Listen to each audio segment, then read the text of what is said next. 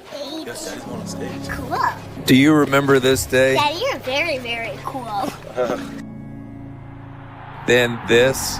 And right up the middle for a touchdown, Saquon Barkley. How about this guy?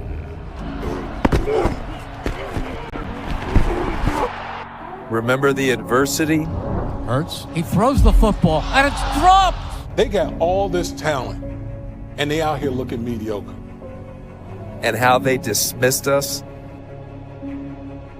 This dude is a clown. Like, seriously. Do you remember the response? And the Philadelphia Eagles have won their 10th game in a row. Remember this hit? This catch? This jump? This is crazy. Remember the dogs? We going to the bowl! Oh! And the legends? I got Lane, he gonna strap you! Remember draft day? How they play? Remember the setbacks? I'm out for the year. Next man up. Remember Landon? Well, you know what I choose violence! It's playoff football from Lincoln Financial Field. And now the hunt. He's gonna go! 10-5 touchdown!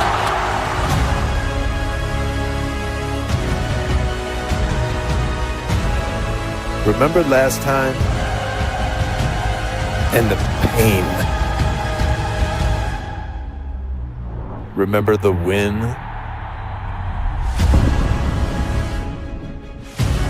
And the trophy. It's our time now.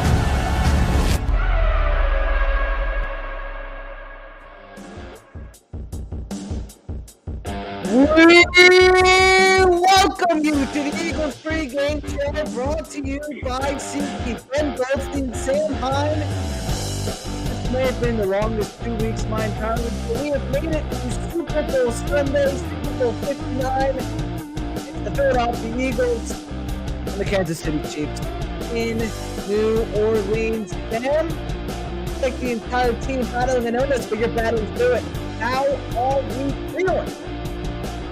Feeling great, Super Bowl Sunday, Philadelphia Eagles are in it, only the fourth Super Bowl of my lifetime. So these things do not come around very often, as we all know, but 2 in the last 3 years here.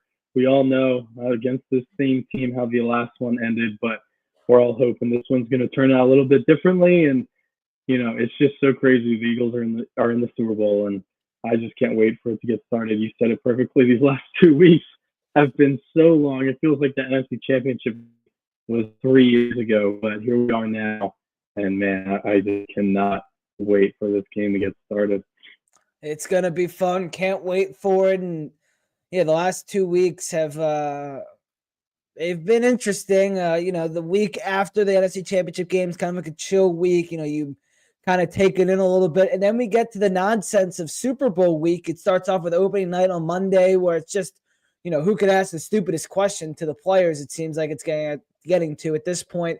You got some other stuff, and you got national media throwing storylines out there and whatever. And, you always look forward to Super Bowl week as kind of like all these fun things that are happening. But really, it feels like the last 2 years, it has been kind of a quiet, 2 weeks in between. And that kind of held true this year. You got the stupid opening night, and then you really got nothing from then until now we're playing a football game now. Yeah, and I think a big reason for that is that, the NBA trade deadline was right here, right in the middle.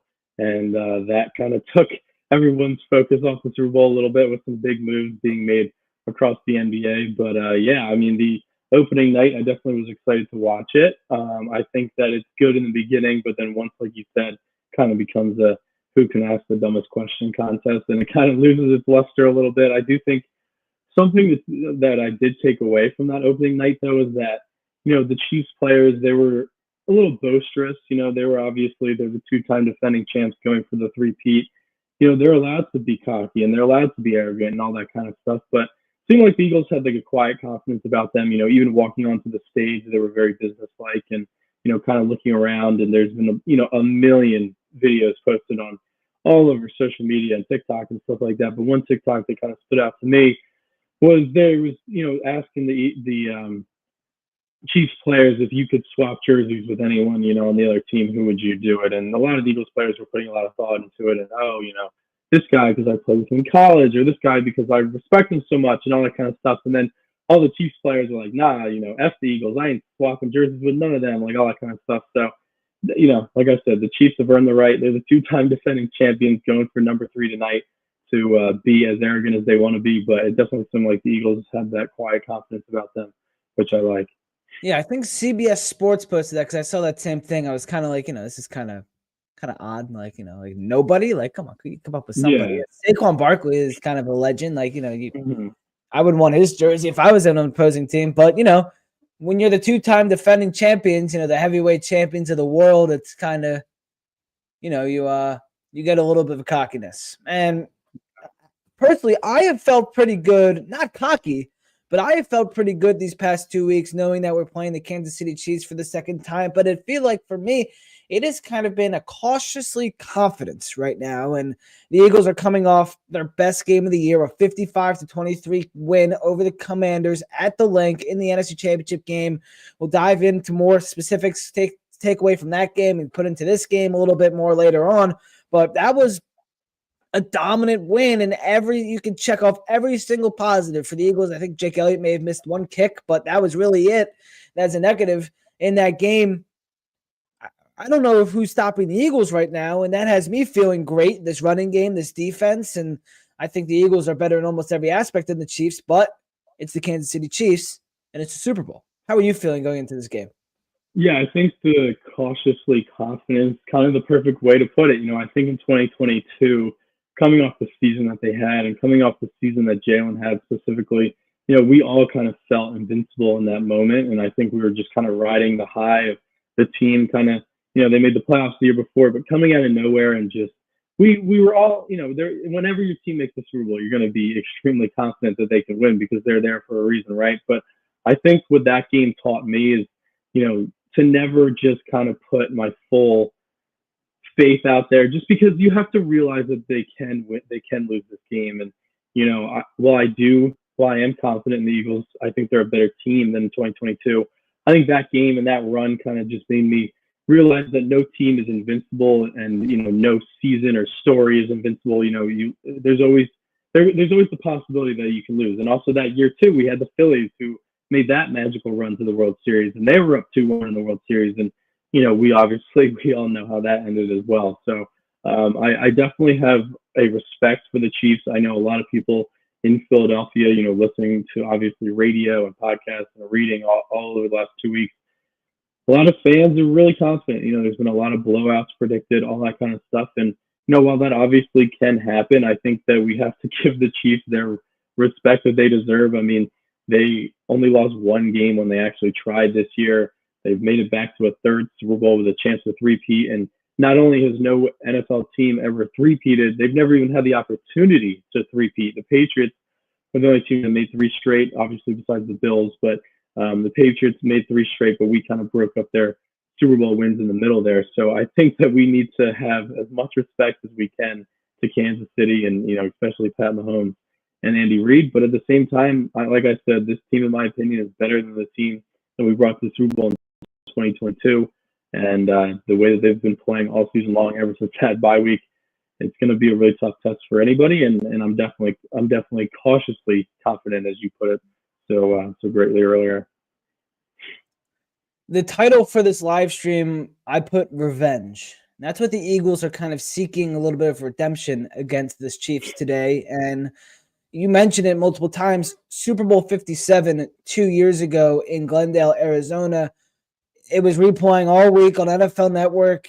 I saw clips of it on some pregame stuff today. I think ESPN or Fox was showing. I don't remember exactly which network.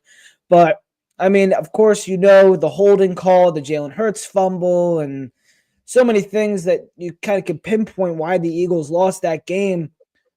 But when you really look at it, for me, I look at like the age of that defense. Really, you got an old Fletcher Cox, Linval Joseph, and Ndamukong Suh. You got what's his face? The dude Javon Hargrave was on that defensive line. TJ Edwards is your linebacker. Marcus Epps is starting in your secondary. You have Avonte Maddox as your starting slot corner. James Bradbury lined up on the corner, and really, that's an old defense. I know they got 70 sacks, but that secondary was never really that good. They had no shot running down Patrick Mahomes in the end of the game. And kind of what the Eagles do is they wear you down with their run game. The Chiefs, well, they wore down the Eagles at the end of the Super Bowl 57 and against an aging defense. There was nothing they could do at the end of that game. And that, you could talk as much about Jonathan Gannon and how his feet were out of the door and all that stuff with him, how he didn't make any adjustments in the second half. But they were just old, this defense. Now I look at this Eagles defense. They're younger. They're faster. They've proven to be winners from college to now. Like, I'm feeling, what are your biggest difference? Mine is the defense. Any more that you see?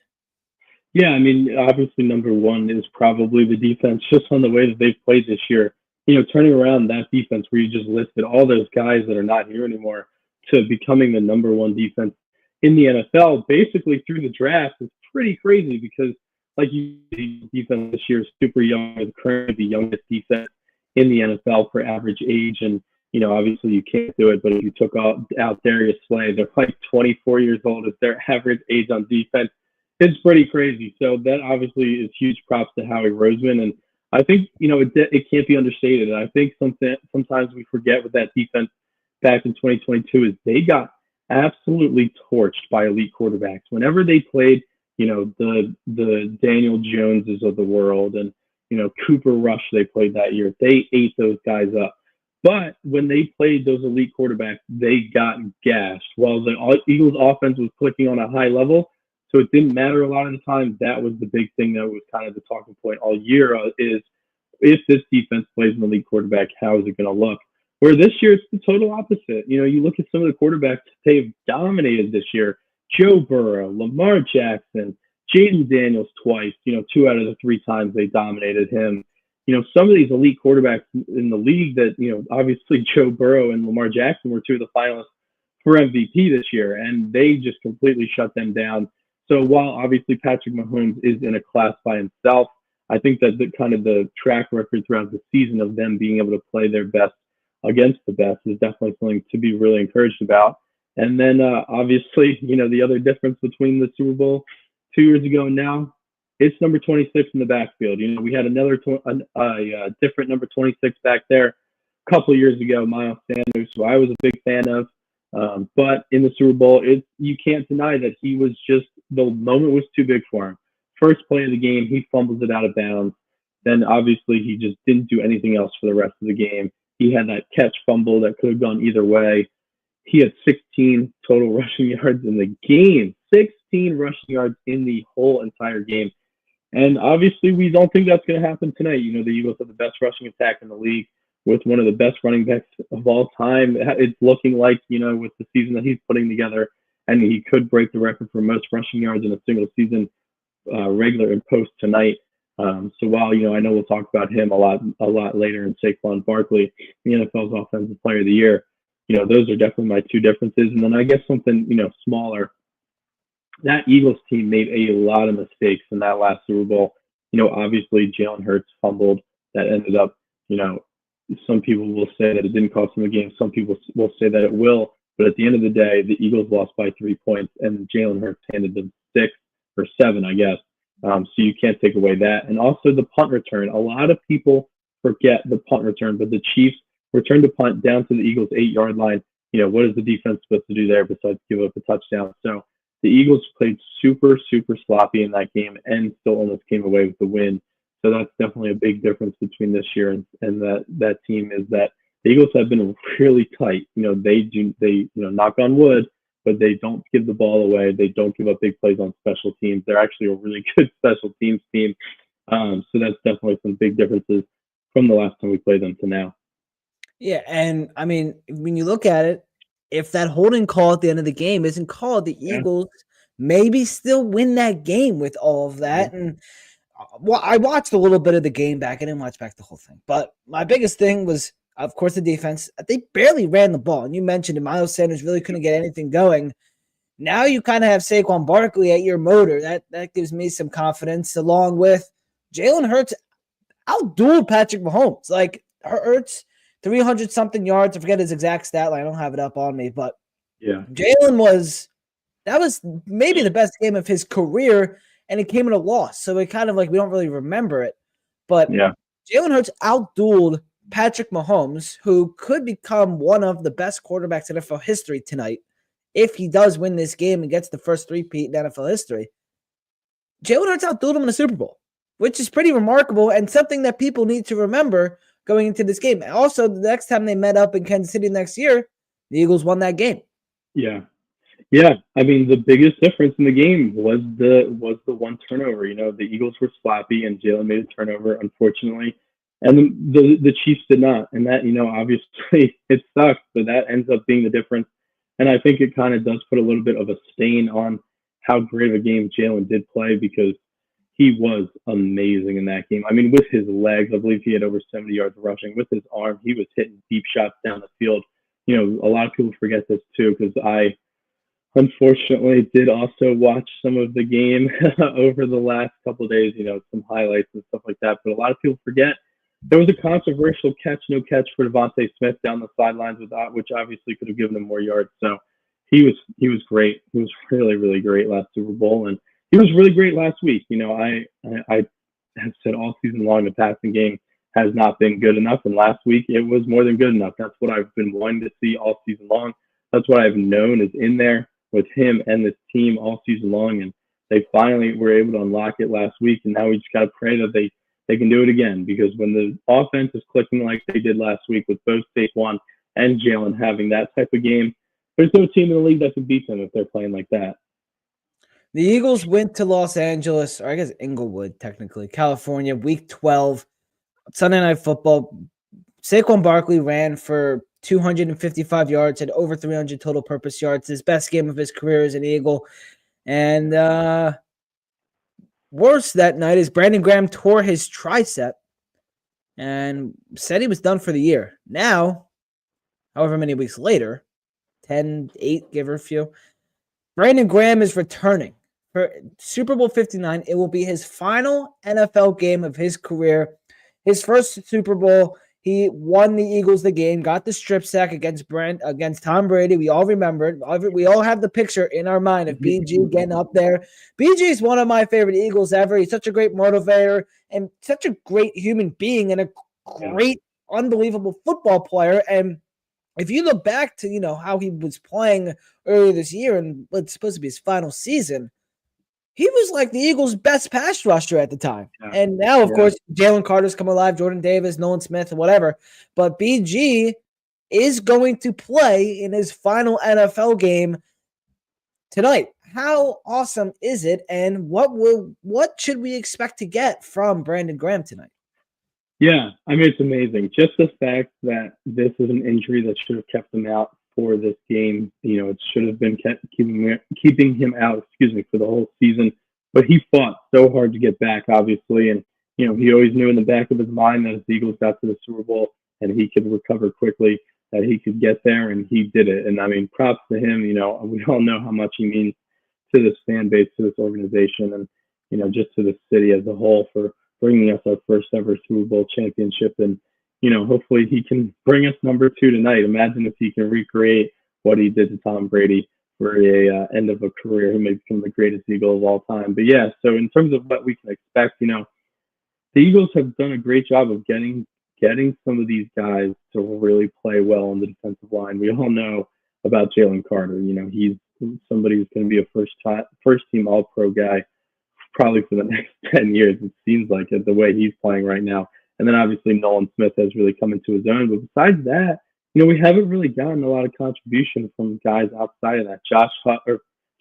Bryce Huff doesn't even play anymore. He got he got garbage time against Washington, but before that, he had just one snap played in the playoffs. And then Josh Sweat quietly has not really made an impact recently. It's really just been those big guys in the middle and then Nolan Smith on the outside. So, I'm only expecting Brandon to play, probably 15 snaps, I would think. But they're going to be really impactful snaps. They're going to be third and longs, when it's a pass situation. And I think something we'll talk about a little bit later, but I think something that is definitely something to watch. And I thought of this because I was looking back at that picture and the video of him getting a strip sack. And, on that play, he was playing from the defensive tackle position. They moved him inside. They moved Chris Long outside, and they had somebody else outside. I can't remember exactly how they were lined up, but they moved him inside to get pressure because the Patriots at the time had a weak, interior offensive lineman. And on the biggest play of the game, the biggest drive of the game, they said, Brandon Graham, go get the quarterback. We're just going to line up our best guy versus your worst guy. And that's something I'd like to see them do today. The Chiefs are starting a backup guard in Caliendo, and if they can get their best pass rushers, Brandon obviously has a lot of experience going inside and out, and if they can get him lined up against Caliendo, I like that matchup for Brandon. Obviously keep him fresh as much as they can, but just having him back out there is going to be such a huge lift for those guys. You talk to Jalen Carter or Nolan Smith, and they talk so much about how great of a job Brandon Graham has done as a leader, and taking those guys under their wings, Jalen Carter especially. So they're going to be hyped to see Brandon back out there, and hopefully he walks out into the sunset holding Lombardi number 2. Yeah, it would be pretty magical, and just an ultimate Eagle, like a guy that he's been through it all. He's been through the Chip Kelly. He won a Super Bowl, went through the transition from Doug to Sirianni, and now is one of, I don't know where you would rank him on your all-time Eagles, but I definitely my top 15, maybe top 10 Eagles of all time. Yeah. In that great core of Lane, Jason Kelsey, Fletcher Cox, and of course BG, that big four he had. And one day we're going to see 55 up in the Lincoln Financial Field rafters, and maybe by that time we'll have a dome. Who knows what's going to happen with Financial Field at that point? But BG, he has such a presence on and off the field, and that presence is going to be huge on the field in the biggest game of everybody's lives today. Yeah, he has such a great story.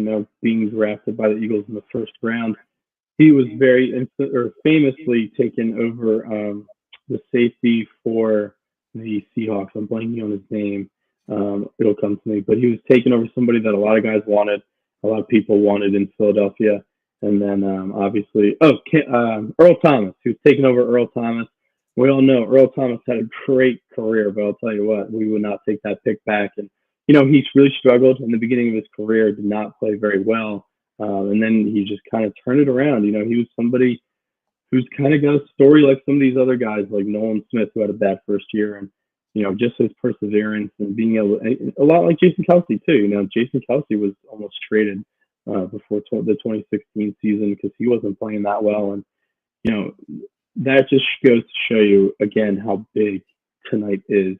Some of these guys can just have a legacy that will stand here forever because of games like today. And, obviously if Brandon Graham never had that moment in the Super Bowl, we'd all still love him because he turned into a really good player and a great player in the community and stuff like that. But he is immortalized in Eagles history because his right hand knocked the ball out of Tom Brady's hands. And, he helped hoist the Lombardi trophy for the Eagles. So, it just puts, talking about Brandon and all these guys, it just puts so much more of an emphasis on how important today's game is because these guys can cement their names in the history books and their names in the legacy of Philadelphia forever. And they they become legends forever if they win this game today. Yeah, I mean, these are games where you make a moment and you become a legend forever. Like, I feel like with the Chiefs, every year there's one guy who comes out of nowhere.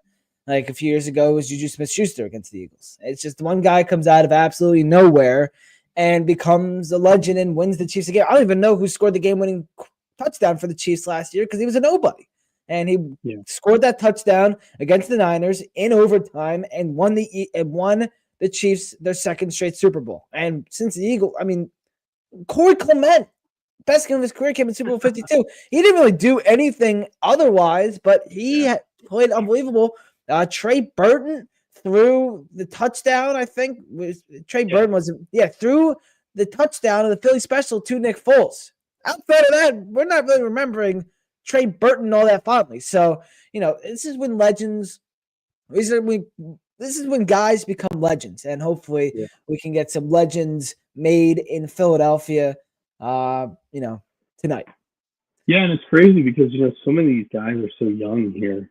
Obviously Jalen and AJ and Devontae and Landon and Jalen Carter and Nolan Smith and Quinion and Cooper. Like, these guys could start their careers with such a bang here in Philadelphia. And, we see how we look back on some of these guys like, Chase and Ryan and Cole and Jimmy and, just these guys who will always be cemented in our minds. We'll never forget these guys. And it's just such a big moment. And I really hope they bring it home because, obviously we had the pain of 2 years ago, and, this is a big moment because this is such a swing point, because when you lose one and it's kind of a jumpstart season and all that, it's easy to just say, oh, we'll be back. And obviously we are back, but it's easy to just kind of say, oh, we're young, we'll be back, all that kind of stuff. And we defied the odds by even getting back here. Jalen's the first quarterback to get back to a Super Bowl after losing his first since Jim Kelly, I believe, in like the early 90s. So this one won't be the same reaction. I know that.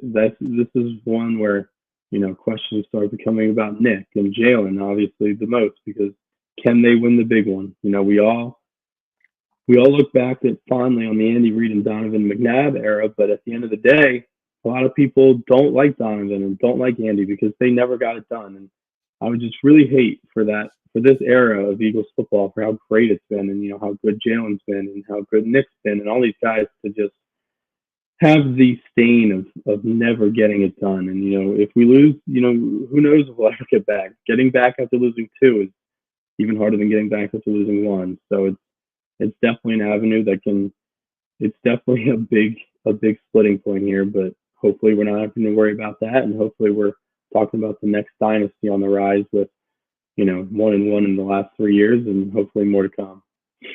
Boy, and Jalen and Nick, first quarterback coach in Eagles history to lead their team to multiple Super Bowls. It's never happened before. Crazy. You got, Jaws and Vitale in 1980. You got McNabb and Reed in 2004. Foles and Doug Peterson in 2017. And now you got Hurts and Sirianni in 2022 and now 2024. So pretty amazing and kind of sad that, only 4 Super Bowls since 1933, but it's okay. Something else that is okay is Eagles were sick all week. Jalen Carter was kind of the stem of it. Quinion Mitchell was apparently really sick as well. Jalen Carter, he missed multiple of his media things, was limited in practice with this sickness. I was sick a few weeks ago. Sam is sick right now. This isn't going to mean anything. No, I think they'll be okay. Like you said, I'm sick, the Eagles sick, everyone's sick, but it's going to be okay. Obviously they're playing in Louisiana a little bit different, but I will tell you down here in the South, the pollen is out of control. I don't know what it's like in Louisiana, but you walk out to your car in the morning and I have a white car and my car is yellow from the amount of pollen. 2 weeks ago, it's 31 degrees here. It snowed in Louisiana 2 weeks ago. And now, it's back up and it's 85. So the drastic weather change, the amount of pollen in the air, I think they'll be okay. It seems like the team's not concerned. I think it was a lot of precautionary things this week, obviously, with it being the Super Bowl. Everyone wants to take extra precaution. And, why put Jalen Carter out there for 45-minute media availabilities when you can be getting him IVs and getting him, all the medicine and all that kind of stuff he needs to get better. So I'm not really concerned about it. I don't think it's going to really hamper them at all. Yeah, something else is Devontae Smith dealing with a hamstring the last few weeks. He was limited all week. He was out in practice, limited 2 weeks ago. Kind of just a precautionary thing that the Eagles are doing, but it could come into effect in this game. Yeah, seeing Smitty come up on the injury report with a hamstring is obviously not what you want to see. I feel like he's been dealing with this a little bit for the last couple of weeks. Obviously, he's not going to miss the game or anything like that, so I think he's pretty much fine. But I think what the Eagles do is they do a great job of taking over precaution with players instead of under. Like we saw, for an example, AJ Brown in the playoffs just not practice all week because he had that lingering knee issue, and then he played in the games, and obviously he was fine. So I think that that's kind of what they've been doing with Devontae, is just kind of being overcautious, just because why at this point in the season he doesn't need any more practice. Obviously he needs to know the game plan, but they can go over that and walkthroughs and stuff like that. So I think my takeaway as a total, and kind of seeing what beat reporters and stuff like that have been putting out, is that the team's not really concerned about it. So I'm not. I think it's obviously something that we'll watch, but I'm not too concerned about it from if it'll lower his production at all. Yeah, not much to worry about if you're worrying about the hamstring of Devontae Smith. I feel like I got a bad hamstring every day anyway as well, so it's just a normal thing. The big story with this game is Saquon Barkley. Shea Sean Barkley. Offensive Player of the Year, first ever Offensive Player of the Year in Eagles history. Should he have been MVP? Maybe. I don't know. But the Chiefs' defensive line has not let up a 100-yard rusher in the playoffs under Steve Spagnuolo ever. And they have not done it this season. Mm-hmm. Saquon Barkley is the best running back the Eagles may have ever had. And they're going to rely on him as they have all season tonight. If Saquon, who is 29 yards away from the most rushing yards in a single season, including playoffs, is kind of kept quiet, do you have faith that Jalen Hurts can make plays with his arm to win the Eagles a Super Bowl? That feels like it's been the big story throughout the week, especially in national media, because Jalen Hurts is still getting doubted for some reason. Yeah. Do you have faith, and will he be able, Jalen, be able to win the Eagles a game with his arm if the Chiefs somehow find a way to stop Saquon? Yeah, this is the question that has been the ever-going question all season long, is if the Eagles have to pass the ball, can they do it? And, just because they had a great game against a bad Washington defense last week doesn't mean that I'm going to completely put all my faith that they can do it. But I tell you that after last week's performance, I'm definitely feeling a lot better. Washington, obviously, they wanted to come out and stop Saquon Barkley, just like every other team wants to stop Saquon Barkley, and it didn't go too well for them. But I think something that we saw last week was, Jalen just being able to get the ball out a little bit quicker. He holds on to the ball. My biggest thing that drives me crazy with him is he just holds on to the football for so long, and it always leads to a sack or a throwaway or whatever.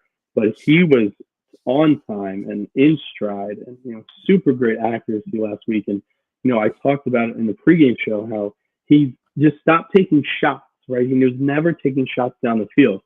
And what does he do? He's slinging the ball down the field to Devontae Smith. He's slinging the ball down the field to AJ Brown. He's slinging the ball down the field to Dallas Goedert. So that is what I needed to see, I feel like, to get my confidence back in Jalen Hurts.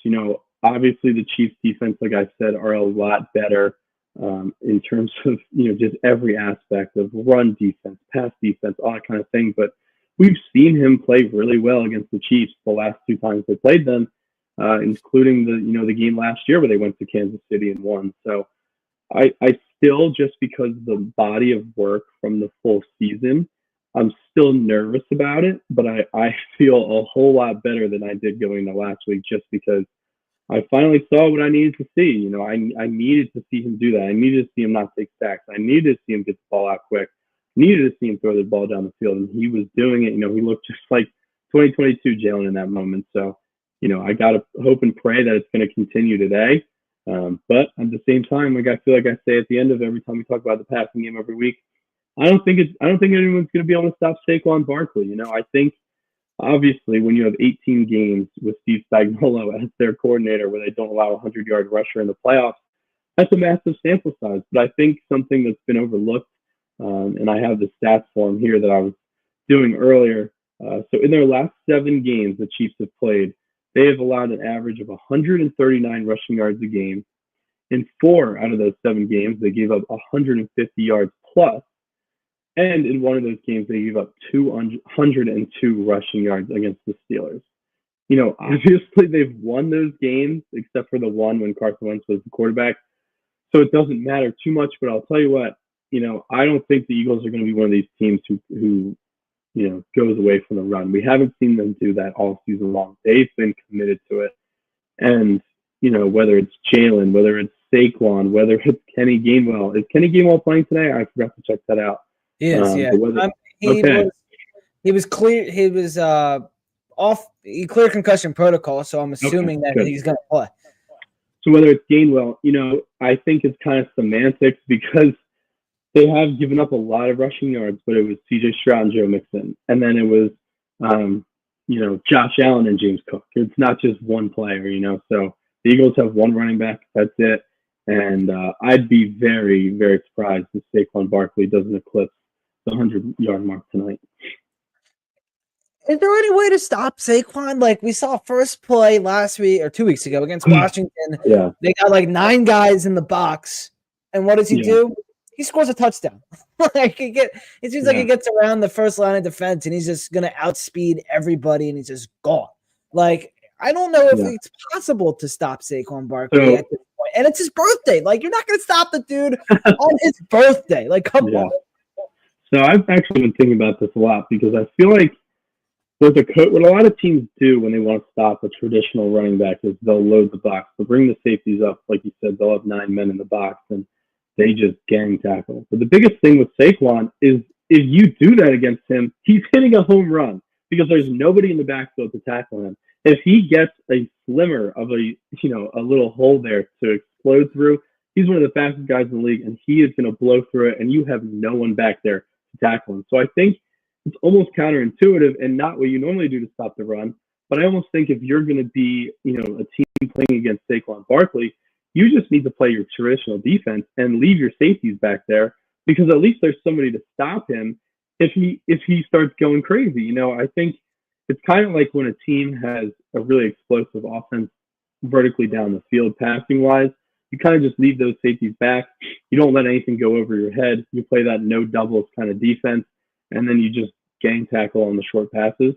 You kind of got to do the same thing with Saquon Barkley because if you bring guys in the box, yeah, you might get them for a 1-2 yard gain every once in a while, but that 70-yard, 60-yard touchdown is just waiting to happen if you keep doing that. So, you know, obviously the Chiefs have better players than these other teams that we've been playing. They're better than the Rams. They're better than the Packers. They're better than just about every team that we've played this season. But at the same time, every team seems to have the same game plan, and it's, you know, load the box, and then all of a sudden, big boy Landon Dickerson's pancaking a guy on his ass, and there goes Saquon for a 70-yard touchdown, you know, because there's no one in the backfield. So it'll be interesting to see what they do this tonight. You know, obviously we all know with Steve Spagnuolo, he's going to blitz the hell out of Jalen tonight, and they're going to try their best to make Jalen beat him. But, you know, I just don't think that with his home run ability right now, I don't know if there's anyone that can truly stop Saquon. Eagles and actives just came out. We'll get back to I want to talk a little bit more about the blitz and Jalen Hurts and everything. But Eagles and actives just came out. Tanner McKee, Eli Ricks, Lewis Kine, or Sign, I don't know. Darian Kinnard, Trevor Keegan, Aniyah Smith, and Bryce Huff inactive for Super Bowl 57. Wow. $50 million this offseason, and he is inactive and clearing the way for Brandon Graham to return. That's you know, biggest contract of the offseason, and he is not even active for the Super Bowl. Yeah. Well, I think two things to that, right? Obviously, when your biggest contract of the season, of the offseason, isn't even active for the Super Bowl, that's a massive failure. So he's definitely gone. You know, how he's going to trade him, how he's going to cut him. There's no way he's going to be back this season after, why would he want to be back after getting cut, or excuse me, not cut, after being deactivated for the Super Bowl? But I think if you look at that as a positive, right, that means that the Eagles have a ton of faith in Brandon Graham. Something that I've been thinking about a lot is, if Bryce Huff, because obviously he's the bubble guy, if he was going to be active or not, and they were going to deactivate someone else. But the fact that they deactivated him, Bryce Huff that is, makes you think that the Eagles have a ton of confidence in Brandon Graham making it through this game healthy. Because if Brandon Graham goes down, there's no Bryce Huff who can come in and take those snaps for him. So it's definitely a risk, but I like it. If he's not going to play, why have him up there? I'd much rather have somebody else up there that can help us out. And it's a good sign that they're really confident that Brandon Graham is going to be able to, one, make some plays today, and two, make it through the whole game. All right, back to Jalen Hurts. Stat from Jeff Kerr of CBS. Jalen Hurts had a 76.9% completion percentage against the blitz in Super Bowl 57 against Steve Spagnuolo and the Chiefs. That's the highest completion percentage against a Spags defense when he blitzes since he became the defensive coordinator of Kansas City in 2019.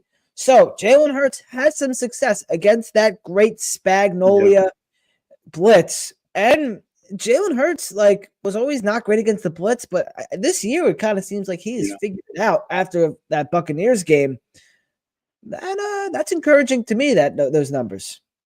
Yeah, it's very encouraging. And like you said, ever since the Buccaneers game, they've done a great job against the blitz. I think the biggest thing that has me worried tonight is what I talked about a little bit earlier with Jalen holding on to the ball. He was sacked at a 13% clip when blitzed this season. That was the most in the NFL. So he does have a tendency to hold on to the ball way too long, especially when getting blitzed, not getting the ball out quickly. But, 2 weeks to prepare. I'm confident that Kellen Moore has put in some blitz beaters. And I think Jalen's got to use his checkdowns tonight, something that he never does. He really, really never does it. But one that I think of in particular was the Rams game. Really big drive. The Rams had a great punt. It forced the Eagles inside the 5-yard line, I believe. Third down. Rams send a blitz. Jalen sees it coming, pops over to the right, pops the ball to Saquon Barkley. Saquon runs it 12 yards for the first down on a 3rd and long. So that's something that Jalen is going to have to utilize tonight if the Eagles want to be able to beat this blitz. And, I think that could be a good game for Dallas Goedert. He had a good game against the Chiefs the last Super Bowl, but Jalen's just got to sometimes, Tom Brady was so great at this. This is why you can never blitz him, because if he was blitzed, he knew exactly where that blitz was coming from, and he knew exactly who that guy was supposed to cover, and that ball went to them every single time. So while, we can't expect Jalen to be like Tom Brady, we need him to be able to exploit it. And, ever since that Tampa game, like you said, they've done a really good job against it. So, hopefully we can get it done. One thing I will say, though, before we move on, Tampa likes to bring an extra guy. Obviously, when you blitz, you bring 5. Tampa likes to bring 6. Spagnuolo will bring 6. And that's when Jalen has really struggled in his career, is against 6-man pressure. But at the same time, like I said, 2 weeks to prepare. And I'm excited to see what they're going to do against it, because they've really done a great job this season at turning that around. They sure have. You mentioned the tight end aspect, but Dallas Goedert, could he be an X factor today? Of course, if Jalen gets blitzed, he needs to hit someone over the middle. Feels like Dallas is there every single time, open, and he'll run down the field and punch a guy in the face 2 times in a row. How big could Dallas Goedert be in this game? It's 2 tight ends, Travis Kelce, Dallas Goedert. How big will the tight ends be in this game? We know Dallas Goedert, or we know Travis Kelce, how big he'll be. How about Dallas? Could he be a vital role, like an X factor for the Eagles? Oh, yeah, definitely. And I think when you look at this postseason, he's been the go-to guy. He's the leading receiver so far in the postseason, which is kind of crazy considering AJ and Devontae. But it seems like ever since Dallas Goedert came back from that late season injury, the Eagles have just kind of rediscovered him. They're giving him the ball. Obviously, like you said, he had that awesome touchdown and the stiff arm on that first game, and he's been playing really well, and he was a big factor in the last Super Bowl. So, Jalen, I think, has started to trust him a little more, and if they're going to be sending their linebackers, he has to hit Goddard over the middle of the field. we all know Jalen doesn't love to throw over the middle of the field, but if that's where the blitz is coming from, throw it right over their heads. And, I do think that if the Eagles win this game, a big reason for it could be Dallas Goedert having a big game. Dallas Goedert has the most receiving yards in Eagles playoff history. 535 yards. Smith, too. Devontae Smith is 526. Wow. That's crazy. You want to? Yeah, I mean, the Eagles, they utilize their tight ends in playoffs. Of course, you remember Super Bowl 52, Zach Ertz tripping over the dude, diving into the end zone. Ball pops up in the air. He rolls over. He grabs it, ends up winning the game for the Eagles. I will forever remember that touchdown, and we could see another big play from the Eagles tight end in a Super Bowl today. Let's look from position to position. Now, you started smiling when I talked about Zach Ertz. I know you're a big Zach Ertz guy. Let's talk about the position, a little bit position to position stuff. I want to get into a little bit.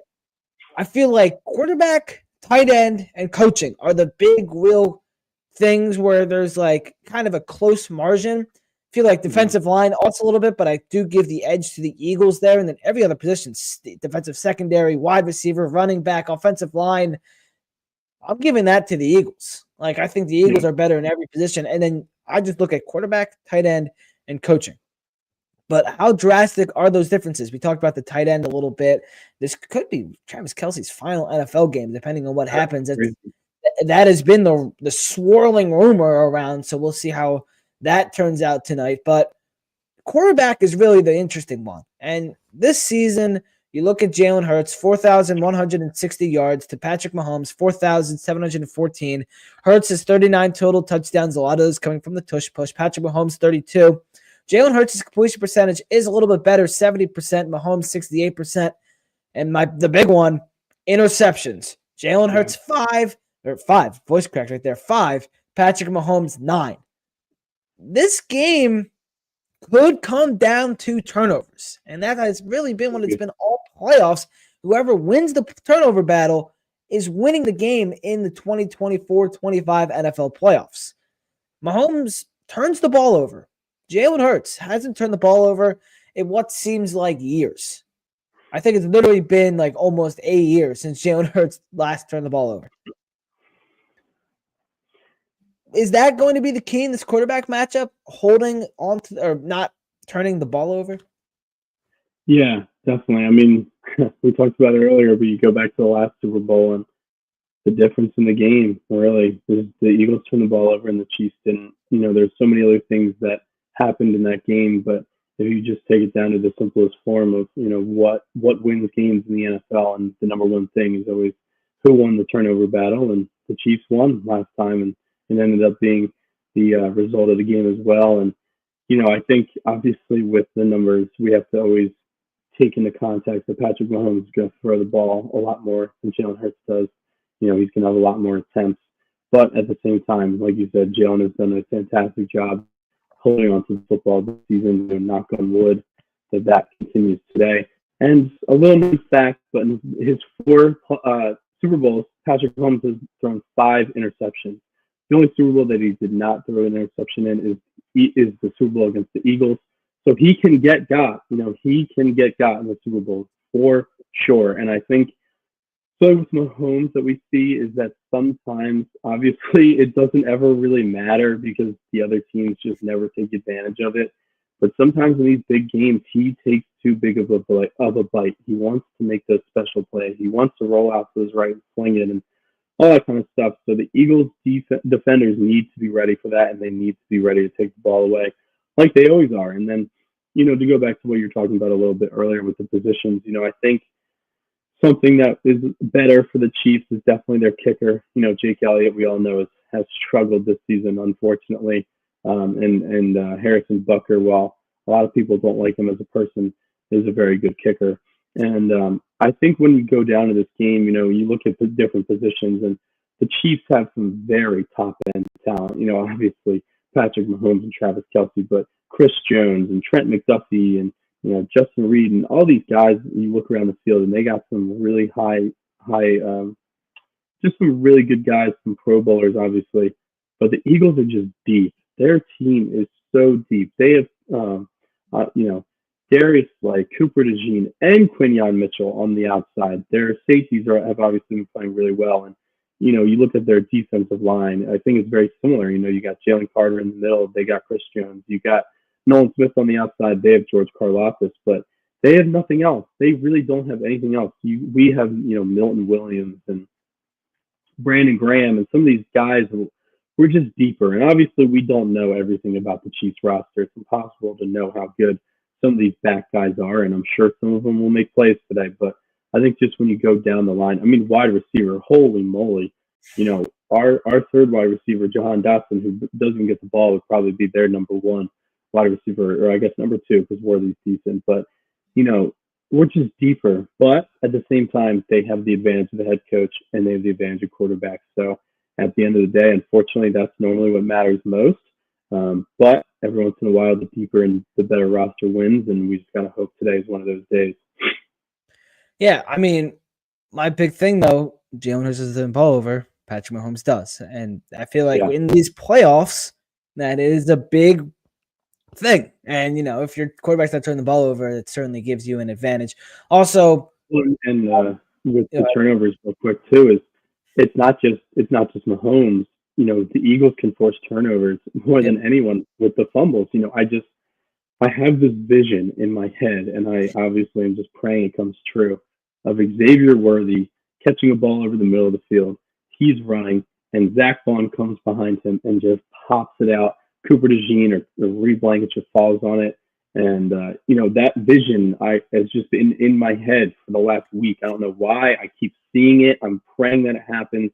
But, the Eagles can turn the ball over in more ways than one, more than any team that I ever, remember. I don't remember a team ever forcing as many fumbles. So, keep going. I don't mean to cut you off there, but yeah, it's just obviously Mahomes will throw an interception, but the Eagles can force turnovers in so many ways. Even special teams, these guys, Chip and Warren Burks, they laid the freaking wood on special teams, and it's definitely something to look out for all night long. It was good you cut me off because I was going to say almost the exact same thing. We're on the same. But special teams as well. Like the Eagles' turnover to takeaway ratio, 10-0 in these playoffs. They have forced 10 turnovers and they've turned the ball over 0 times. I can't tell you if with the last time that has happened. I'm sure the number is out there. So the year is out there somewhere. But unless you know what it is, I don't know the exact year. But that is a crazy stat, and that's a winning formula for any team. Like you can be the 2020 Eagles, but if you're not turning the ball over and getting 10 takeaways in 3 games, you're gonna win ball games. And that has been so key and so huge to this playoff success for the Eagles. And with a turnover happy team like the Chiefs, that's really going to come into play.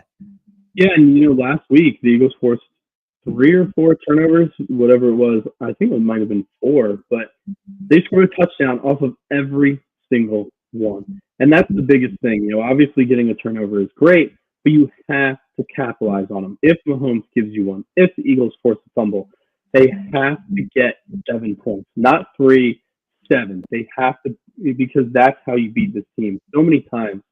Look at the Super Bowl record of Patrick Mahomes. Obviously he's 3-1 in the Super Bowl, and he's thrown 5 interceptions in the Super Bowl. If you told me I didn't know that until I did my research for the show. If you had told me Patrick Mahomes had thrown 5 interceptions in 3 of the 4 Super Bowls, or he didn't throw one against us, but 5 interceptions in 4 Super Bowls, you would think he had won one, but the other teams had just never taken advantage of him. Obviously, he threw 2 against Tampa, and they took advantage. But the Eagles have to put 7 points on the board if they are lucky enough to create a turnover. And we'll talk about it more later. But it's good. I think it's the biggest reason why we could win this game is points off of turnovers. It sure is, and it's been huge. Every team that has won these playoffs, every single game, you can look at it, have won the turnover battle. Every single game. And you look. I think the Chiefs actually won last week, and they were 0-1. Let me see. But it wasn't until then because the Chiefs fumbled. Let's see. What January 26th turnovers. All right. It's just not saying it. That's great. Oh, here we go. Yeah. All right. There's one exception, and it's the Kansas City Chiefs. So, it's They're the exception to everything. They sure are. But I mean, that's really what it's going to come down to is winning the turnover battle. And we talked about the coaching. Of course, the Chiefs have Big Red, Andy Reid, Steve Spagnuolo, and they're just that's a match made in heaven. The Eagles, Nick Sirianni, kind of a goofball, we all know, but he's led his team to the second Super Bowl in 3 years. They have a great defensive mind in Vic Fangio, who was kind of robbed of assistant coach of the year. Oh yeah. Yeah, but we don't need to get into that. But he has been a huge difference for this defense coming in this year, and Kellen Moore has been a great offensive play caller. Of course, it kind of seems like, well, it doesn't seem like this will be his final game with the Eagles, as he ain't going nowhere after this game. He's going to stay in New Orleans, which kind of gives me a bad vibe because I remember all the things that happened in 2022, and I think it's ridiculous that these coaches can basically get hired before the Super Bowl when they're playing in the Super Bowl. Like, I think that's a rule that needs to be changed, but whatever. Is this a game where this Eagles coaching staff can kind of like get the better of like Andy Reid and Spags? Is it possible to do that, or are the Eagles just going to get outcoached but hopefully play better on the field? Yeah, I mean, it's definitely possible. The Tampa Bay Buccaneers did it a few years ago with Todd Bowles, and he's a great defensive mind, and we have another great defensive mind in Vic Fangio, and it's going to take a lot. The Kansas City Chiefs, we talked about it when we talked about their positions and what positions we think are better than the Eagles and all that kind of stuff. And they obviously have, some very top tier talent, but a lot of their spots are weak. Their wide receivers are weak, and their offensive linemen are weak. But they just win every single damn game because their coaching staff is better than the rest. And it's definitely something that is going to be a big advantage. I think the biggest thing is going to be the second half. We saw it last time. Andy Reid came out in that second half, Chiefs down 10, and he made adjustments. And Jonathan Gannon just did not. So it's going to be something to watch, obviously, is the second half adjustments. And but I think, one of the biggest things so far this season has been adjustments by the Eagles coaching staff as well. So I think it's going to play into both our hands pretty well. You look at Vic all year long. Sometimes in the beginning of games, teams will get stuff on him.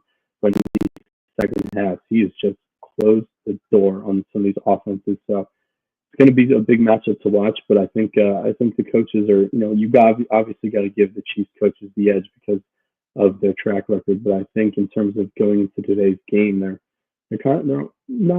just about even, I would say.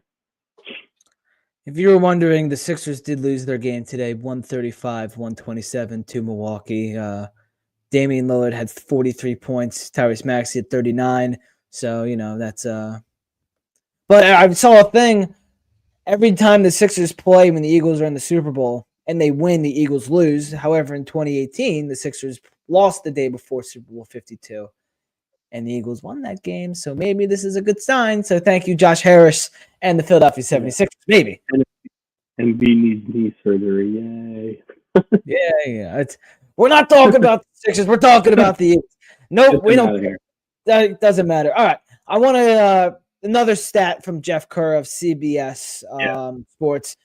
Vic Fangio. He did a great job. He got a bunch of stats. If you didn't follow him, he did a really good job putting out some really good stats this week. He does. All right. Patrick Mahomes is 8-0 against Vic Fangio in his career. However, Mahomes and the Chiefs offense averages just 2.14 points per possession against Fangio and are 37% in the red zone against everyone else. Mahomes and the Chiefs, 2.66 points per possession and 63% in the red zone. And also in those games, Vic Fangio's offenses only scored 17 points. It's the most points they've scored against Mahomes and the Chiefs defense is 17. So, yes, he might be 8-0, but Vic Fangio's defenses do very well against the Chiefs. They just don't get much out of the offense. Yeah, that is the most, overblown stat I think that I've seen going around this week. Obviously, a bunch of Chiefs fans have been saying, well, you guys have no shot. Mahomes is 8-0 versus Fangio. He owns him. I'm going to read you off the point totals put up by the offenses that Vic Fangio was coaching. Obviously he was coaching the offense, but of the teams that he was coaching for, here's the offensive production by those teams. 6 points, 3 points, 16 points, 16 points, 17 points, 9 points, 14 points, and 7 points. What game are you winning? What game are you winning putting up that many points? He was coaching some terrible quarterbacks, some terrible offenses. And Patrick Mahomes, yes, in one game, they scored 43 points against Vic Fangio's defense. In all the other games, they didn't really put up that many points. It was a lot of 20s. It was a lot of 24s. It wasn't really that many points. And, I believe the average points that they scored against, the average points his offenses scored against the Chiefs was like 11.6 or something like that. How is he winning those games? The stat has driven me insane all week long because people just can't take 3 seconds to actually look at the context of the games and just say, oh, well, he owns Vic Fangio because, he's never lost to him. And while obviously that is worrisome because Mahomes has seen his defensive schemes a bunch, because they played in the same division for a little while, obviously with the Broncos and stuff like that. I just really don't think it matters too much because, one, he's never had this talent on defense. He's never had a number one defense before. The guys on this defense that he has are so much better than some of the talent that he had on defenses in the past. And this offense is so much better than the guys he was playing with before. We know how bad some of those Broncos teams were. I don't quote me on this, but I heard somebody on the radio say that Paxton Lynch might have been his quarterback for one of those games. Like, come on, give me a break. You're really counting a game against Paxton Lynch. It is what it is. Mahomes has seen him a lot, but I think it's, the most overblown stat that's been going around this week.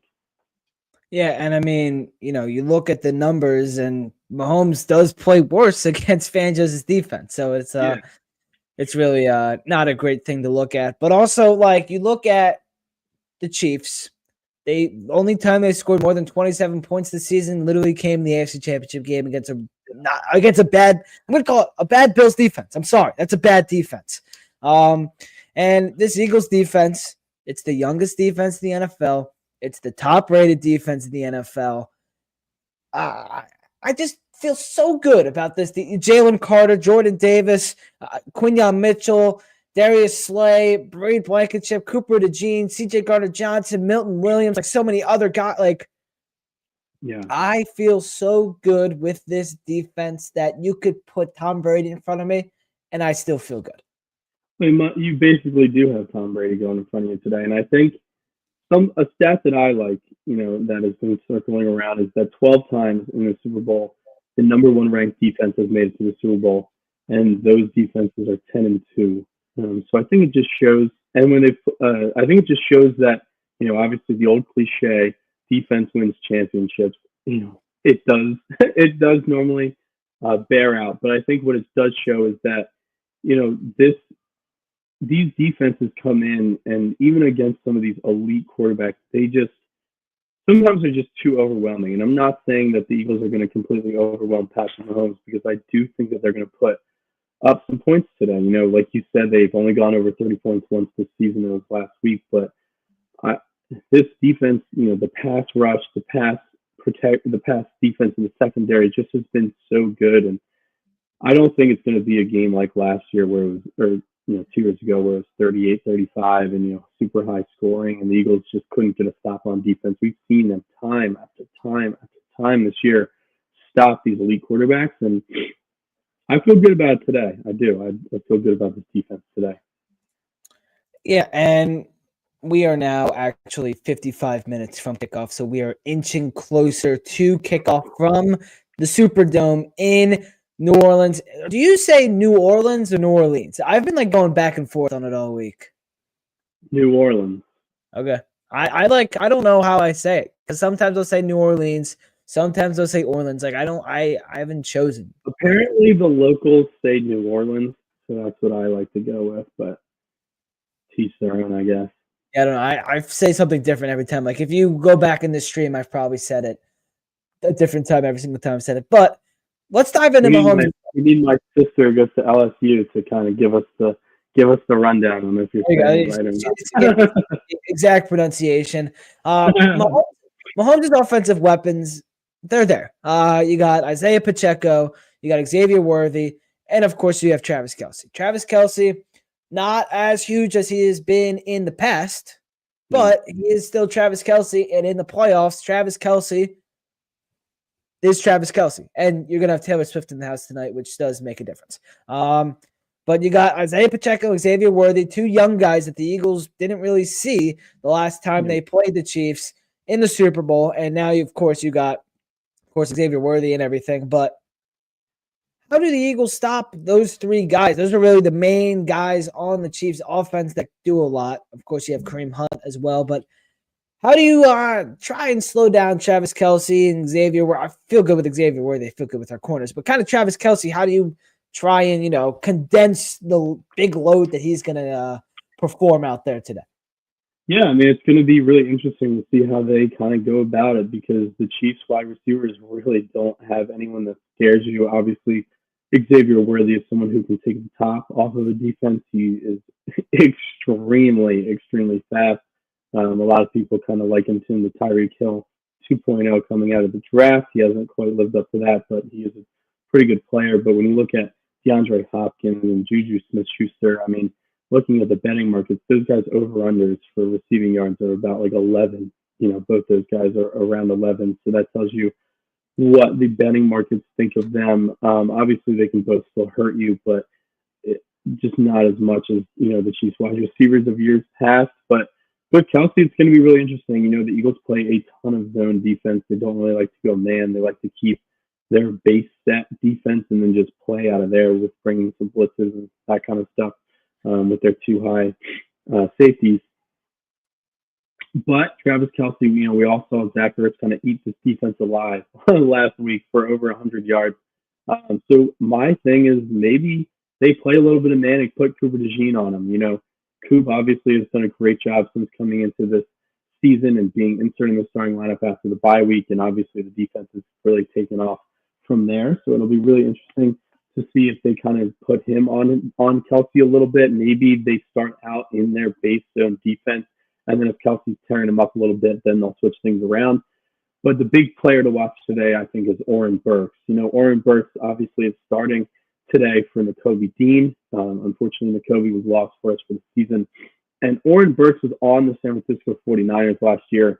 He was inserted into the game when Greenlaw got hurt running out onto the field. And the Chiefs picked him apart. They targeted him over and over and over again. And obviously, it's so much different getting thrown into the Super Bowl than it is preparing as the starter for 2 weeks. And he's played really well since coming in for Nakobe.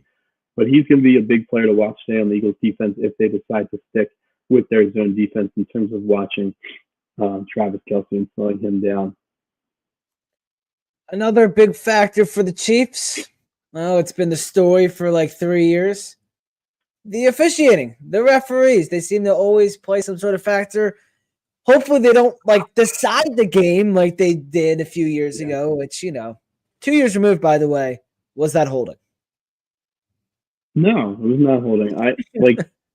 I mean, was he touching him? Yes. Was he holding him and impeded him from running? I don't think so. And I'm not one of those people who says you can't call it in that situation because if it's a foul, it's a foul. It doesn't matter if it's the last play of the game. It doesn't matter if it's a big. You can't just let things run amok at the end of the game. But I just don't think that was enough to warrant a holding call, in my opinion. But So will the referees play a factor in this game today? And my thing with that is don't make them a factor. If you're passive aggressive with Patrick Mahomes and you are aggressive but not too aggressive where you get a flag thrown, then don't make them be a factor and they won't be a factor. So we'll see how the Eagles handle that today.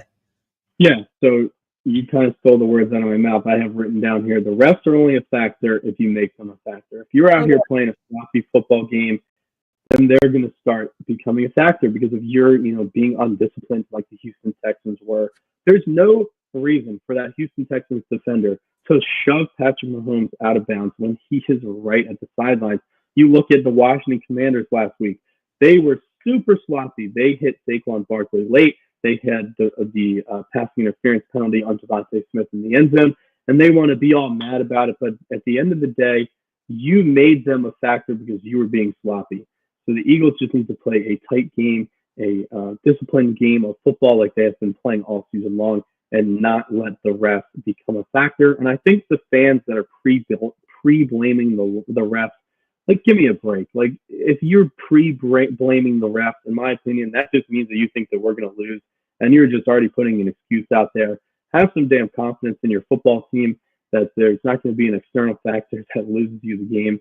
And something else that I pray that they learned from last time, wear white gloves. The Chiefs are wearing white uniforms.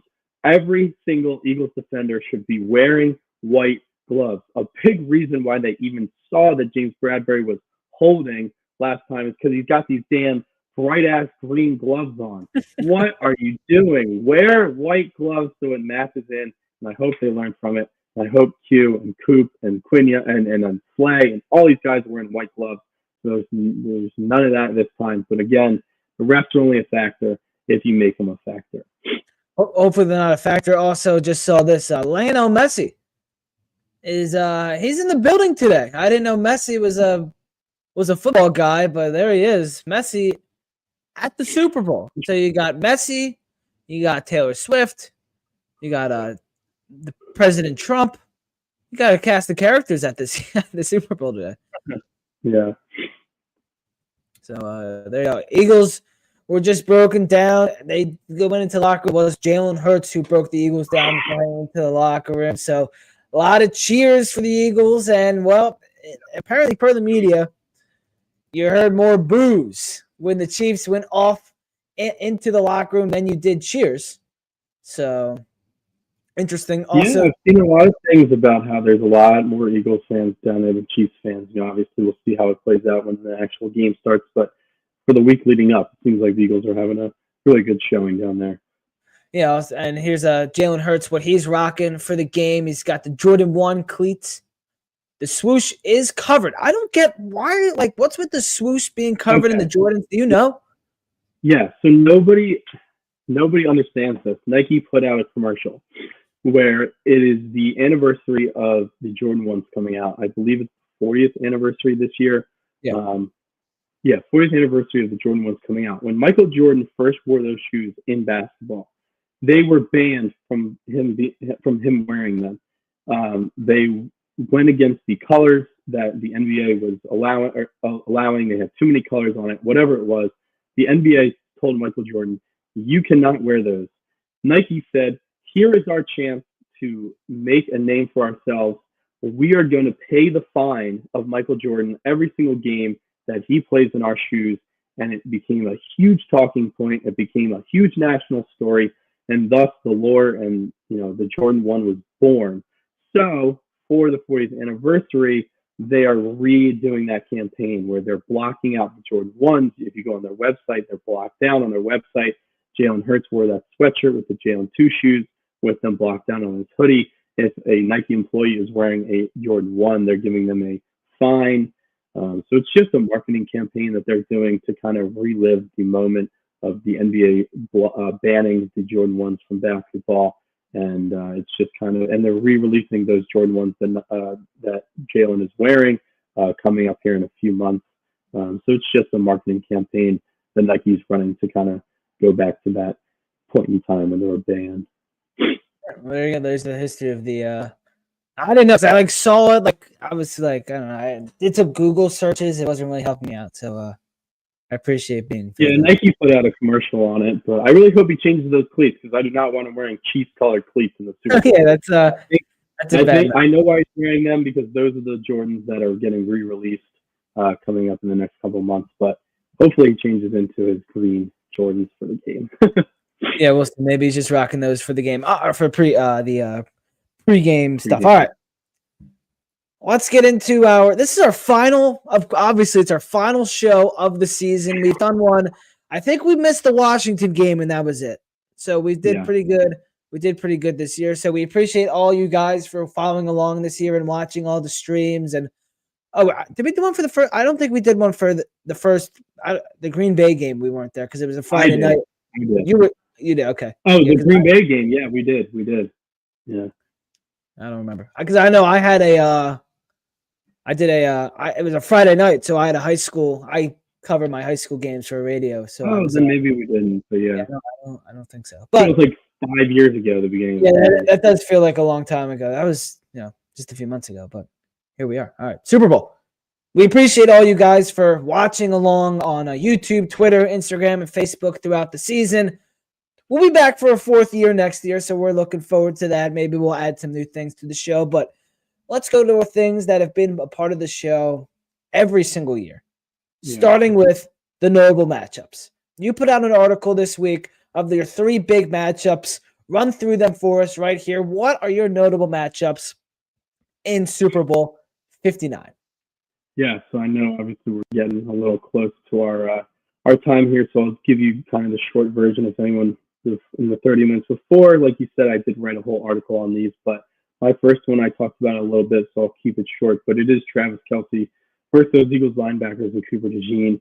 Travis is and has been their biggest option on offense, and if the Chiefs win this game, I think it's because Travis Kelce we have no answers for him. It's going to be really interesting to see how the Eagles go about it. I do think that they start in zone, and if he is really beating them up, will go into man with Cooper DeJean on him. But he's obviously going to be the number one focal point of the Eagles defense in the passing game, and they really got to slow him down.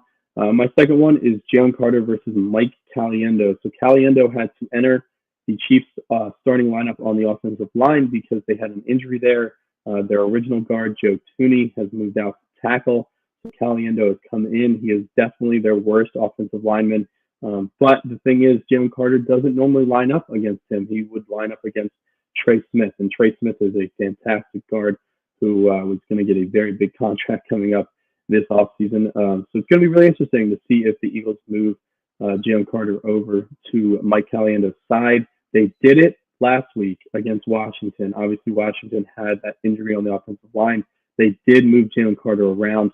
So it's going to be really interesting to see if they do that. Also, I'll throw in here real quick, but Joe Thuney playing tackle, and then their tackle, Juwan Taylor, both not great. So Nolan Smith and Brandon Graham are going to really have to take advantage of that. And then my last one is going to be Devontae Smith versus Chamari Connor. Chamari Connor is the nickel cornerback for the Chiefs. Devontae Smith in his career has dominated the Chiefs. He has 20 catches for 321 yards in 3 career games against the Chiefs. The Eagles run 11 personnel, 81% of their snaps, and that means that there's just 1 tight end on the field, 3 wide receivers on the field, which means Connor would have to be on the field for that matchup. Devontae Smith has run 47.1% of his plays, 435 snaps so far this season from that slot position. So Smith is going to be matched up against him a lot. Trent McDuffie, their standout cornerback, is going to be against AJ all the time. But when Devontae Smith is in the slot, he has to take advantage of that matchup, and I think he will. All right, our SeatGeek standout star. SeatGeek, it is the easiest and most efficient way to purchase your tickets. All you got to do, click on the link in the description or in the bio to download the SeatGeek app and use code Philly Sports Report, $20 off your first SeatGeek purchase. Philly Sports Report, $20 off. Next time we'll be live. We did it last year. We'll see if we do it again, but a schedule release live stream. We did that last year. Maybe we'll run it back. We'll see what happens depending on the date and everything, but you can get your Eagles tickets for next year on SeatGeek when the schedule comes out. Of course, Phillies baseball is coming up. We'll have, of course, great Phillies coverage. Sixers and Flyers still playing. Union season coming up as well. And, of course, the concerts and the comedy shows and everything is all on SeatGeek. So go check those out. Sam, looks like you're rolling with the birthday boys for your SeatGeek standout stars. And also, I guess we got to wish a happy birthday to Gateway Cheerleader. Happy birthday. So you're sharing a birthday with our SeatGeek standout stars.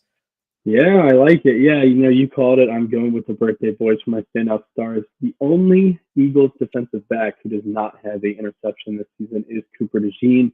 Last time when the Eagles played the Chiefs in the playoffs in the Super Bowl, the Chiefs picked on Avonte Maddox to no end. They went right after him the whole game, like a lot of teams did to begin this season. But then when Cooper DeJean got inserted, he kind of took over. I think Cooper DeJean is going to get his first career interception today, and also look for him to be dynamic in the punt return game. Britton Covey, man, I feel so bad for Britton Covey. He put out a very heartfelt message on Instagram. He's been battling a neck injury, and, unfortunately for him, was not able to give it a go today. So Cooper DeJean will be back returning punts again. Look for him to make a big play in the punt return game. And like I said earlier in the show, Mahomes has thrown 5 interceptions in his Super Bowl. I think he's going to give us one today, and hopefully it's Cooper DeJean. And then how can you not go Saquon Barkley? Saquon Barkley has been the story of the NFL this season. Has been the story of the Eagles season. And like we talked about, while the Chiefs have not given up a 100-yard rusher against Steve Spagnuolo, we both believe that trend is going to end today. I think Saquon Barkley is going to hit another home run today, and I think he is going to be our Super Bowl MVP for Saquon Barkley today. There you go. Thank you to SeatGeek for sponsoring the show all year and that segment. All right. Just saw a video. Ice Spice sitting in the Kelsey suite with Taylor Swift. There you go. There's some more. We got a diverse crowd at the Super Bowl this year. The Gamblers are us.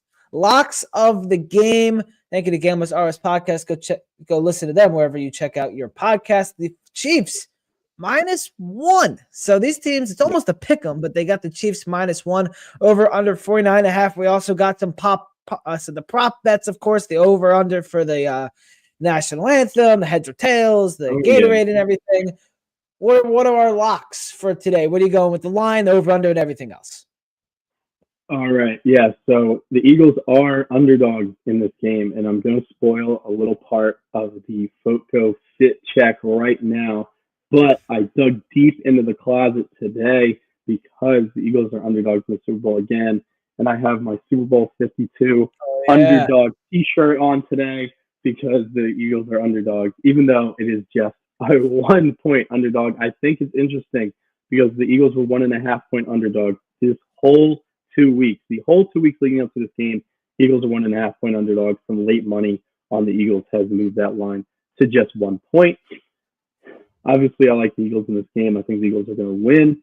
I do like the over in this game. Its over is a little high, but I think that the Eagles are going to put up some points, and I think Kansas City is going to put up a little bit of points today, not too many, but I do think it goes barely over. An interesting bet that I saw today, Jahan Dotson's over-under for this game is 2.5 receiving yards. Might as well just throw a few dollars on that. I mean, what's the worst thing that can happen? That is just one catch. They've liked to run those little bubble screens with him, or those little handoffs that is considered a pass. It's basically a run. And then Mahomes, we talked about it a lot. His over-under for interceptions is a half if you can get that. Devontae Smith, his over-under for receiving yards is just 51.5. If you want to look at that number, he obviously, like we talked about, has had some great games against the Chiefs in his career. And then Jalen Hurts, 2 touchdowns. It was really good odds if you want to hop on that. The last Super Bowl, he had 3 touchdowns against the Chiefs, rushing, obviously, and then last week he had 3 as well.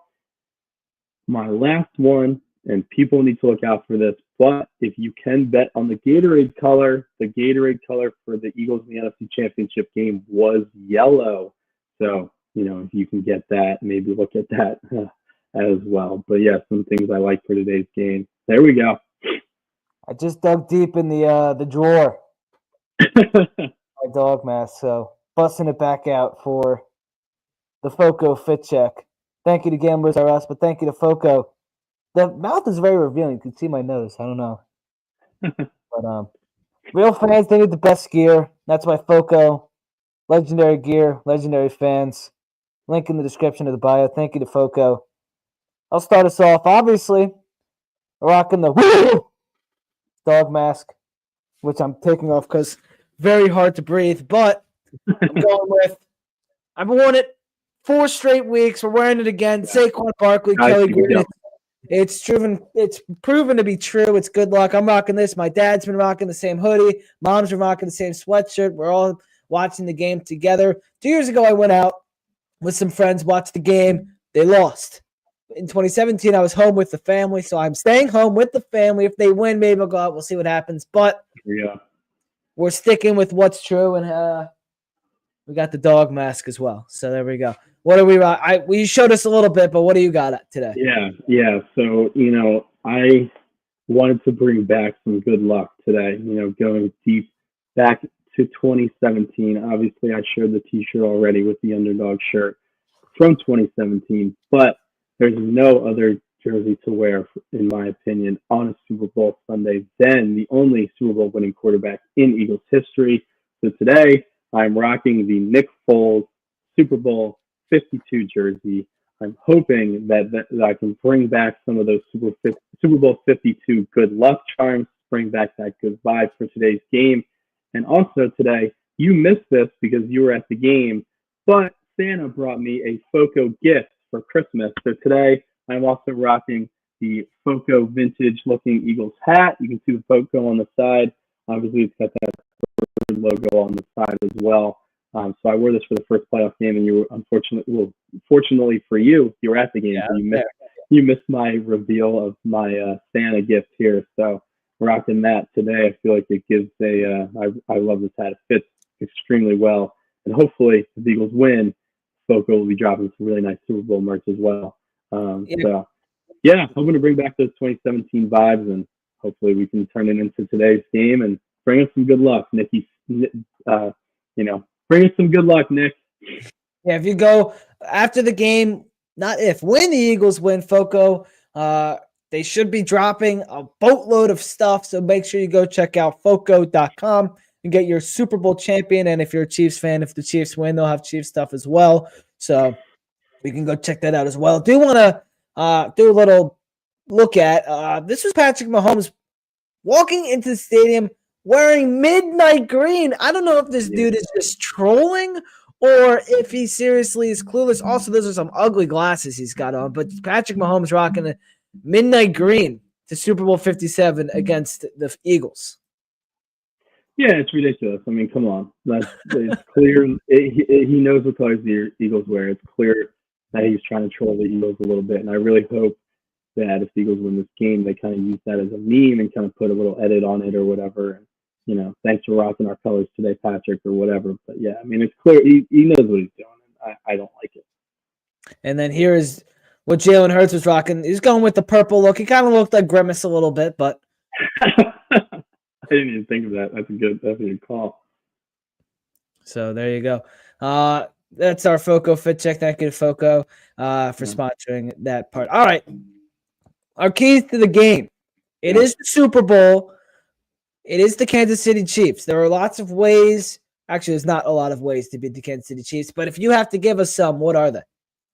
Yeah, I talked about it all day long. Win the turnover battle. Only one team has lost a turnover battle so far in the postseason, and one, unfortunately, that was the Kansas City Chiefs. But in Super Bowl 57, in my opinion, just about the biggest reason the Eagles lost that game was because they lost the turnover battle. The Eagles have done a fantastic job in holding on to the football and taking the football away. Knock on wood. Washington came into the game and they talked about how they're not going to let the Eagles take the ball away from them. And guess what? The Eagles took the ball away from them. So hopefully they can do the same thing today. Look for Zach Bond, Cooper DeJean, Jalen Carter, all those guys to be punching the football out and then take advantage. Like I talked about earlier, you need 7 points off these turnovers. If you get turnovers and don't capitalize off them, it could be a really long night. Then my last one is going to be just play your game. So many times when teams get in these big moments against these big teams, they go out of what they normally do and what they like to do. I think a lot of the reason why no one's had a 100-yard rusher against the Chiefs is because so many teams think you got to throw the ball to beat the Chiefs. The Chiefs score so many points. Oh my God, oh my God, oh my God. Just play your game. It's what's gotten us here. It's what's gotten us to be the best team in the NFL, in my opinion. I thought that the Eagles struggled with this last Super Bowl. Nick Sirianni did not stick to the way he was calling games all season long. Fourth and 6 or whatever it was in in the Chiefs territory. He decided to kick a field goal. A.J. Brown said, I knew that's when we lost the Super Bowl, when Nick Sirianni decided to kick that field goal. Stay aggressive. Stick to your game plan. Stick to what we do best. Run the damn ball down their throats all game long. And I think if we do that, we can win this Super Bowl. We are 29 minutes away from kickoff, and I like this key. Win. That's a straight to the point. All right, let's run through our predictions super quickly. Like Adrian! All right. My biggest thing, look at comment your predictions down below. All of our team's predictions are up on the website. Looking back at the Super Bowl in 2023, the age of this Eagles defense killed them. We went through all of it. They were never going to be able to get to Mahomes, never going to stick next to Kelsey. Jalen Hurts fumbles the ball, all that, and they still barely lost to the Chiefs in the Super Bowl. Yeah. I've just so much confidence in this Eagles team. It's an old school football is back, and the Eagles are the best in the league at playing old school football, the rushing attack, the defense. I have the Eagles. I put in my wrong score, but I have the Eagles winning 34-24 is my final. And Sam, I will see you on Broad Street virtually from Florida. Hey, those flights I got my finger on the trigger of some flights, so I'll just say that. But yeah, I feel good about this game as well. Obviously, we talked about it in the beginning. We are confident, but we're also cautious. Anytime a team's going up for a three-peat, anytime you're playing against arguably the best quarterback of all time and one of the best head coaches of all time, you can get beat. It is what it is. It's going to be a tough one for sure. But something that makes me confident. The Chiefs have only scored over 30 points one time this season, so I feel like if we can get to that 30-point mark, we can win. I think this is going to be a close game. Obviously, in the first half, I think it's going to go like every other Eagles game does, honestly. I think it's going to be about 24-17, about 8 minutes to go in the fourth quarter.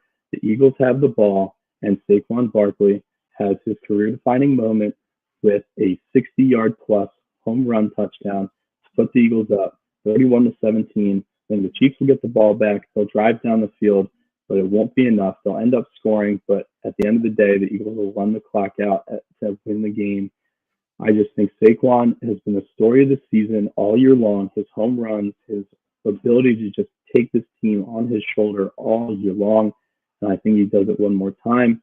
I think the Eagles are going to win this game 31-23. There you go. The way I think this game is going to end, Eagles have the ball. It's like 4 minutes left, and they have that long, drawn-out drive. They don't get in the end zone, but they go to Jake Elliott on fourth down. He's had this horrible year, and he comes through, gets that field goal, puts the Eagles up 10, and basically seals the game. Eagles win the Super Bowl. And, hey, if you're flying down, maybe we'll have a little Philly Sports reunion at the parade on Broad Street. That's going to do it for the Eagles Super Bowl pregame. It kind of just said it. Like, I'm feeling good. Let's go. More. We thank all of you for watching throughout the season. SeatGeek, Foco, and the Gamblers Ours podcast. Thank you to all of them. Check out PhillySportsReport.com post-game for the game summary. And throughout the week, we will have coverage no matter what happens. We will be with you on PhillySportsReport.com. Check Sam and I out both on Twitter at Heine_Sam, at BGoldsteinPSR. And got a fly on me right now. We're ready to go. And here's a quote. 1974 head coach of the Philadelphia Flyers when the Flyers won the Stanley Cup, Fred Shero. Win now, and we'll walk together forever. Go Birds! Go Birds! Mahomes, pressure, lofting one, end zone incomplete. Juju Smith-Schuster couldn't catch up. There's a flag at the 10. Hang on, there's a penalty. Holding, number 24, defense. 5 yards. Automatic first down. Taken, which is well short, and the Kansas City Chiefs have won Super Bowl 57. Run on! That's what we gonna do all freaking day and everything. Give me what you got. Domination, snot bubbles, crazy eyes, whatever. Let's dominate this thing. He's gonna go 15, 10-1, touchdown! Saquon Barkley, 60 yards on his opening touch.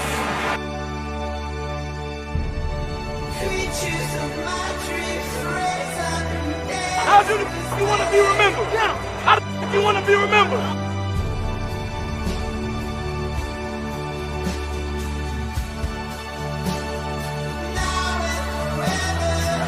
ain't no doggone tomorrow, fella. What are you gonna bring in a doggone church?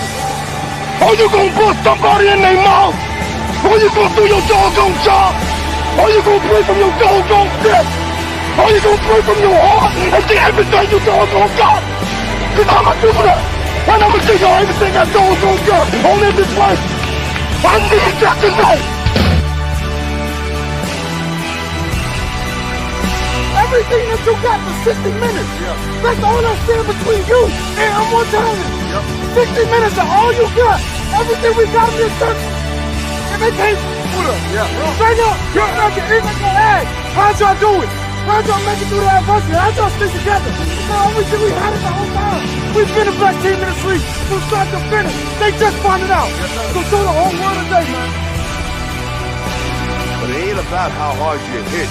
It's about how hard you can get hit and keep moving forward. How much you take and keep moving forward.